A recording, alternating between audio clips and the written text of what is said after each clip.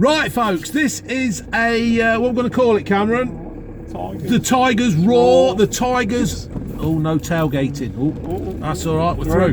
Right, believe it or not, folks, me and Cameron have just been down to the Tigers and watched them play Worcester Warriors. And fortunately, the Tigers have got a win. Got a win. Not a one, or got a win. So... yeah, we're going to call this the Tigers Roar. This is not going to be a... well, it might be a regular thing next season. We don't know, do we, mate? No, we don't. No. Which way are we going, dude? Left. Left there. You can start off. You're in an Audi. Right, this was a bottom of the table clash. Cameron got tickets because of his birthday, and we went for it, didn't we, mate? Yes, we did, mate. We had a nice little outing this afternoon. Yeah, we've had a nice little outing. We've met up with Mitch and all that. Anyway, on to the rugby. Enough of the stupid socialising shite.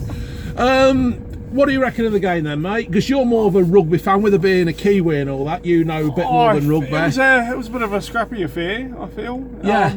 I think Worcester edged the first half. They did have the first half. It was a...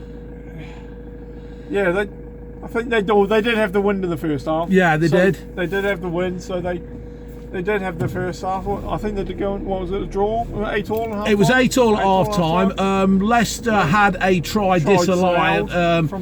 They knocked it on. Yeah, and a bit of like an Ian Nacho handball. It was a bit of a nothing kind of thing, but rules are rules, and that's it, isn't it? It is.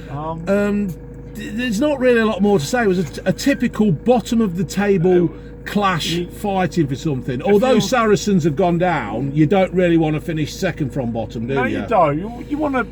You want to be looking for next season. Yes. You want the teams to be getting their winning feeling, really. Yeah, that's what I actually sensed that the Tigers were doing. They actually were looking to build for next season. They've got a big signing for next year. What's his name, mate? Nadolo. Is it Nadolo? Yes, Nadolo, something like that. Nadolo. I've read about him. He looks a big fucker, and he's got tattoos. He's a big Fijian lad. Yeah. Yes, he looks like a bus. Yes, he looks like you need a map to get round him. He is. So you don't get lost. He is. He's a big unit. Yeah. So yeah, it looked like Tigers really got. It's hard to say because I've not watched a lot of rugby. I'd say the Tigers are really they're sort of peaking and troughing at the moment. When the England players leave, they struggle. Yeah, they do struggle. They haven't got that depth. Yeah. I feel myself they need a decent 10 to sit in behind George Ford, but finding someone to sit on the bench when he's around is hard going. Yeah, it is, because people want to play, don't they? When all said and done, when you're a rugby player, you want to progress. Yes. You want to be the one on the pitch, especially when you're a fly half, because you're a bit of a golden boy, aren't you? Yeah, they're all pretty boys. Yeah, they are. They're fly halves, so they're golden boy. They're the ones that they're the ones that make the money. They're the quarterback of rugby, really. Yeah.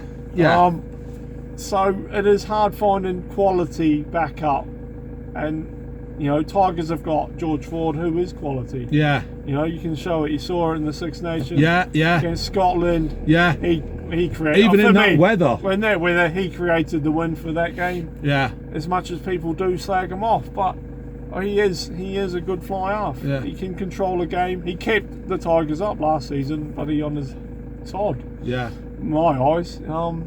So that is one area that the Tigers are lacking. They have signed Zach Henry. Yeah, they haven't. From what it looks like, from what I've seen of the Tigers play, they haven't got a lot of depth. They haven't got a lot of resources to fall back on when something goes wrong. And that's because, they're keeping within the salary cap. They're keeping within the rules. We won't go down that road. No, they're keeping within the rules, and this is something that should be looked in all sorts of, all kinds of sports activities where wage caps should be brought in. So teams that have got more money because of you're owned by Arabs shouldn't be allowed to overspend. You've got to try and keep this on a fair play thing. Worcester turn up, didn't they? Worcester they've got good players. They're well coached.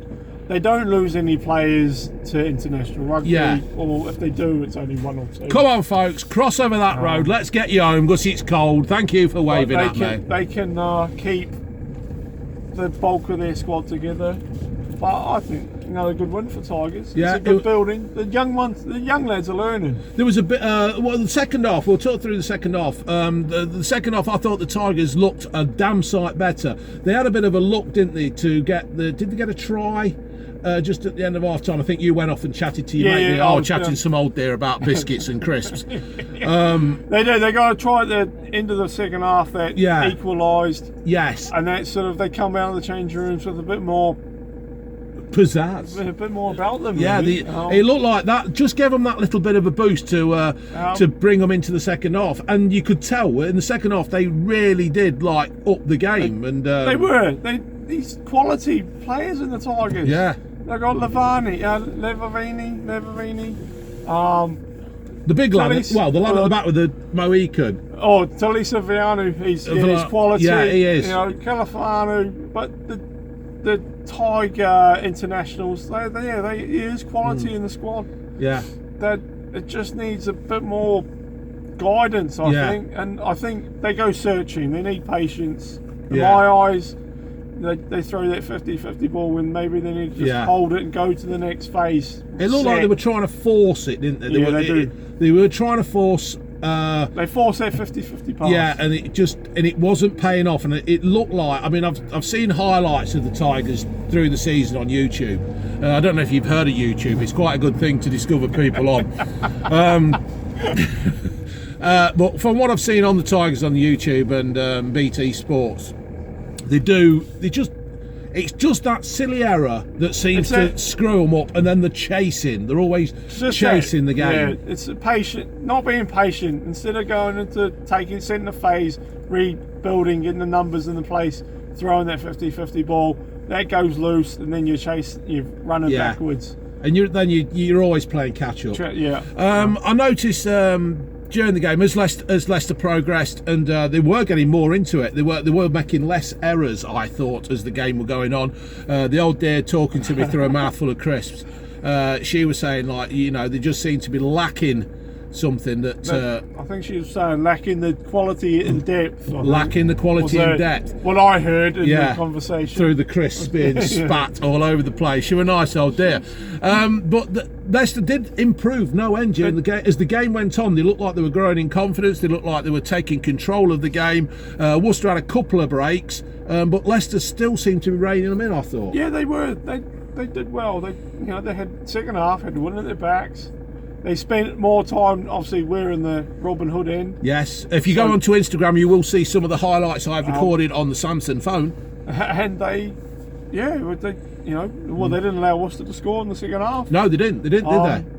They didn't get anything, did they? Unfortunate, they ever tried disallowed at the end. Yes. That was a superb. Who was that lad who got the try? Jordan Alafello. He went down the left-hand side, and it was one of those tackles or one of those tries. I think basically the referee bottled it. Speed humps.